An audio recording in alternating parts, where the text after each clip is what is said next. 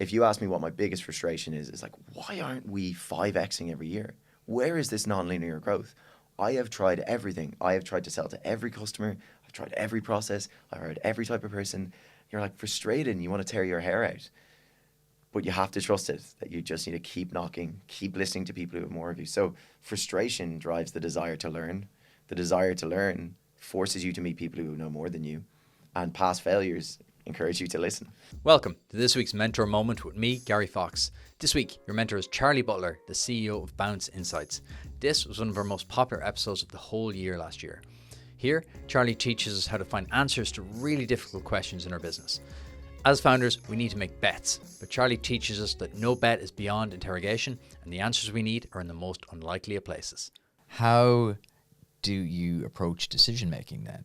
Because this is a very unique dynamic, so I want to play around with this a little bit.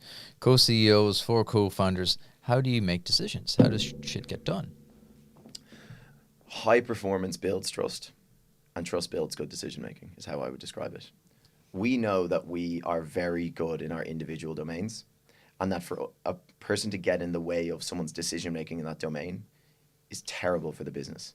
And one thing we've worked on particularly this year is all of our roles have become more defined, because the bigger a company gets, the less hats you wear and the more specific in your domain you get. And I think what we worked on was all 4 of us owning something, owning a metric, and having complete autonomy to deliver on that. But if you have clarity of goals, you have autonomy in execution, and consistency of empathetic feedback, those 3 things are the key to trusting people to deliver. And what builds the ability to allow people to make decisions without input, and this was key for me and Ronan, is that Ronan smashes his targets every time. I may not smash my targets because we keep just tripling our revenue targets as you do in any given business. But Ronan has watched me defy expectation in what I'm able to achieve.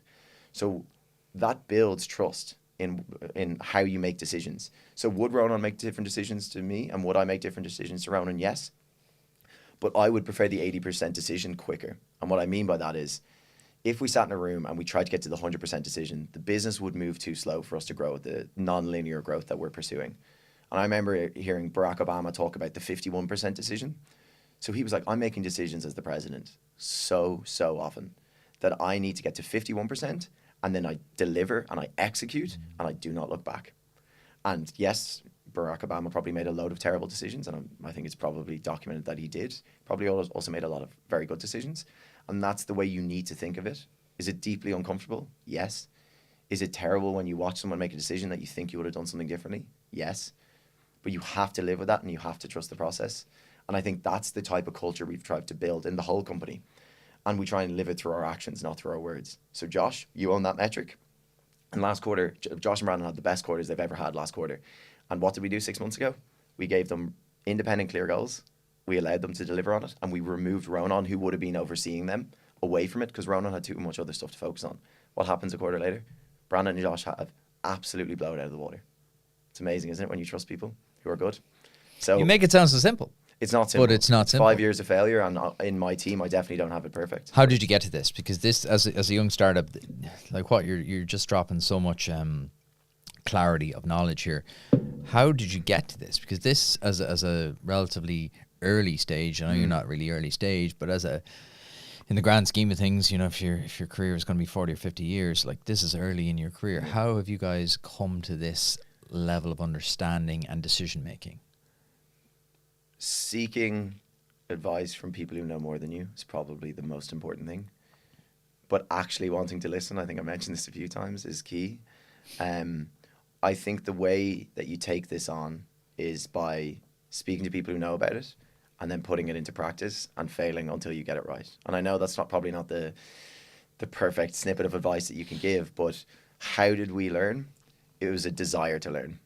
And it was a frustration at why aren't we growing quicker? Okay. If you ask me what my biggest frustration is, it's like, why aren't we 5xing every year? Where is this non-linear growth? I have tried everything. I have tried to sell to every customer. I've tried every process. I've heard every type of person. You're like frustrated and you want to tear your hair out. But you have to trust it, that you just need to keep knocking, keep listening to people who have more of you. So frustration drives the desire to learn. The desire to learn forces you to meet people who know more than you. And past failures encourage you to listen. How do you review this to make sure you're on the right track? every quarter as a business, we seek the truth through radical doubt. And what I mean by that is we sit down every quarter for 3 days away from the office. And we only started this about, I think, Q3 of last year, where myself and Ronan and now Rob Kiley has joined us, and other advisors that we trust deeply, like Ian Kiernan, like Gareth Lamb, and like our chairperson, Stuart Heron. We'll sit down for 3 days and we will review the previous quarter. We will realign or prime each other on what are our goals as a company. And we will seek to invalidate everything that isn't true. And what I mean by that is, as a founder, you convince yourself you're right so many times. That's enough information, because you have to take bets. And when we're doing these strategy sessions, our goal is to kind of two things. It's to get super clear on what our goals are, and then divide and conquer. Rob Kiley, you are doing these 3 things next quarter that are fundamental to the business. Forget everything else. Charlie, it's the same. Ronan, the same. And that's how we do it every quarter. So we review the previous quarter. We realize, Jesus, Charlie, you only got 2 out of those 3 things. Why did that happen? It happened because I met this person and they told me I needed to do this thing. We needed to rebuild our website. I was like, an investor that is really important told me I needed to do this thing. Distraction, always pulled away. So ruthless prioritization is ultimately the goal of those sessions. And trying to be as honest with yourself as possible, which is the hardest thing. I promise, Ronan, give me 3 more months. It's going to go. I promise you. Promise you, it's going to work. Why do you think it's going to work? Make decisions on experience, not emotion. Experience of the last 3 months has proven that it won't work. If you can give me the evidence as to why 3 more months will make it work, let's go at it. I trust you with my heart. But if the experience is telling you that it won't, we need to change. And emotion is the worst thing for decision making in every sense of the word. So that's how we do it every quarter as a company. And we also review the way in which we do it every quarter, because it's never going to be perfect, and we try and tweak it and we bring in different advisors and stuff. But that's the way that we do it now. But that's years down the line and constantly seeking improved ways of doing things. I love it. What is the future for Bounce? Like, because you've gone a long way in a very short space of time. When we're sitting down here in, say, 2 years again, what's going to have happened? I would love. I think we had our strategy day about a month ago. So good timing. We're in the process of what we're calling Bounce 1.0 to Bounce 2.0. And Bounce 1.0 is the 0 to 1 stage of the business. It's taken us about 2.5 years since we got fully up and running. That is the 0 to 1 or 2 million in revenue, the big brands, the proof of you kind of know what you're doing. It's gaining traction. To achieve the 1 to 10 million growth, or it's kind of 2 to 10, 2 to 20 million, whatever, that next stage of the business, we need to think about things completely differently. Because if you apply your learnings from a market like Ireland or the UK and assume that those learnings are going to be the same to build a global business, it's going to be really difficult. So we built this document called the Bounce 1.0 to the Bounce 2.0. And it's, what is this? And it's almost like having a funeral for Bounce 1.0 in a way. And then it's looking at Bounce 2.0. The next 2 years are going to be completely fundamental for our business. I'm moving to London. I'm setting up our London office. The goal is 12 months from now, is all going well, that I'll then move to New York and set up our New York office and try and build these satellite hubs in the areas where brands are most prominent. I would adore if as many employees that are currently with us are still with us. That's a huge thing that's important to me. I love people being on the journey. The experiences I share with them are really important to me. I hope we can continue to be a good company. We have like things that measure what a good company is. And what's a good company? A good company for the people. So it's people, people, product, and profit in that order, I believe, is one of the phrases.